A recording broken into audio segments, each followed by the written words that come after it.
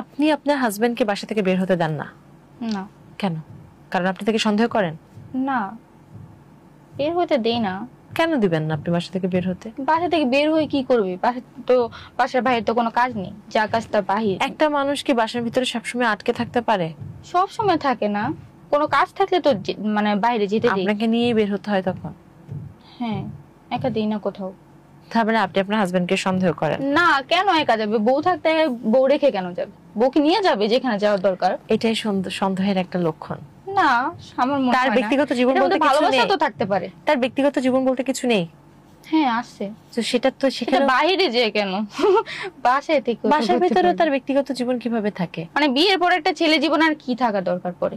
তার বউ আছে, বাচ্চা আছে, যথেষ্ট। তার নিজস্বতা বলতে কিছু নেই? না, বিয়ের পরে নিজস্ব তো থাকার দরকার নেই, কেন থাকবে? বউ আছে না, বউই সবকিছু।